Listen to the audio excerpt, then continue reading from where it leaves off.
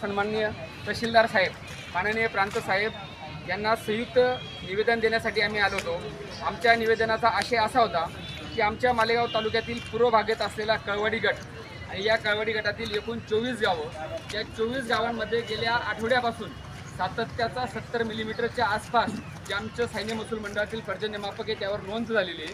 इतकी अतिवृष्टी असताना सर्व शेतकऱ्यांची मका, त्याचप्रमाणे बाजरी, त्याच्यानंतर तुमचे कांद्याचं रोप, कपाशी हे सर्वचे सर्व अक्षरशः गुडघ्या एवढ्या पाण्यात 8 दिवसापासून पिकं थांबलेली आहेत, ती पिवळी पडली, मका बाजरी सपाट झालेली आहे। असं असतानाही तालुक्याची महसूल यंत्रणा, सन्माननीय तहसीलदार साहेब, प्रांत साहेब यांनी कुठल्याही प्रकारची व्हिजिट दिलेली नाही। तर सदर विषय त्यांच्या लक्षात आणून देण्यासाठी व या शेतकऱ्यांना कमीत कमी एक तुम्ही धीर द्यावा, यांच्या कथाव्यथांना तुम्ही वाचा फोडावी, या संदर्भात आम्ही सर्व गावातील 24 गावातील सर्व शेतकरी या ठिकाणी निवेदन देण्यासाठी आलो होतो। आणि निवेदनाचा आशय आम्ही असा सांगितला, यांनी सदर स्पॉटवर पंचनामे करण्यासाठी आणि त्याच्यासाठी स्वतः यावं, कर्मचाऱ्यांना प्रतिनिधी पाठवून यांनी लक्षात घ्यावी। आणि विषय क्रमांक 2 की मागच्या वर्षी पीक विम्याचा लाभ आम्हाला शेतकऱ्यांना मिळाला नाही आणि या वर्षी पण पीक विमा कंपनीच्या नियमानुसार 72 तासाच्या आत कंप्लेंट क्लेम करावा लागतो, परंतु हा क्लेम दाखल करण्यासाठी पीक विमा कंपनीशी रिसीव्ह होत नाही, कॉल रिसीव्ह होत नाही, त्या पीक विमा कंपनीच्या प्रतिनिधींशी आमचा संपर्क होत नाही। जर 72 तासाच्या आत जर आमचा संपर्क नाही झाला तर ते पीक विमा इनव्हॅलिड ठरवतात। या उद्देशाचा मुद्दा क्रमांक 2 त्यांच्या लक्षात आणून द्या आणि येणाऱ्या काळात 2 ते 3 दिवसात संबंधित प्रशासनाची जर या ठिकाणी व्हिजिट झाली नाही तर आम्ही मोठ्या स्वरूपात माननीय तहसीलदार साहेबांच्या दारात येऊन बसू। कारण असंही आमना गरगळीत राहणं, वावरमा पाणीशे बसायला जागा नाही, तर म्हणून हाच आशय घेऊन आम्ही साहेबांच्या इथं विराट काढण्याशिवाय राहणार नाही। आणि कृपया प्रशासनाने आमच्या अंतकरण पाहू नये किंवा आम्ही अडचणीत येत आमची भूमिका समजून घ्यायची, हाच मुद्दा आम्ही या ठिकाणी घेऊन आलो। विषय म्हणजे आम्ही एकाच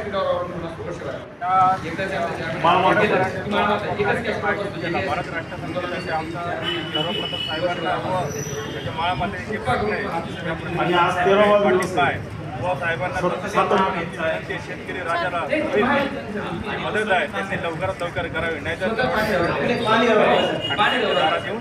ठिकाणी बसू।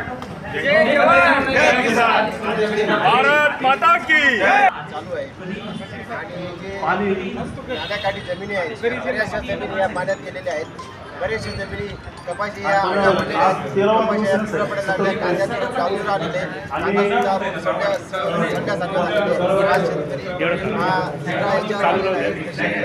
कैवरीच नाही आणि शासन नाही जे शासन अधिकारी आहेत ते सुद्धा देत नाही, दखल घेत नाही। या शासनाच्या अधिकाऱ्यांनी त्वरित पंचनामा करावा आणि सदर पाणी करावा एवढं आम्ही विनंती करतो।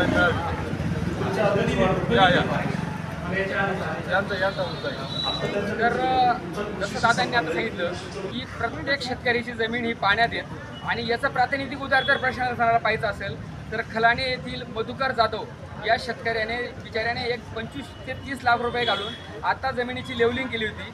त्या जमिनीत 5 फूट साधारणतः खड्डे पडलेत आणि पूर्ण जमीन पाण्याखाली वाहिली गेली आणि त्यातील जे कांदा लागवड झालेली होती ती सुद्धा नेस्तनाबूत झालेली आहे।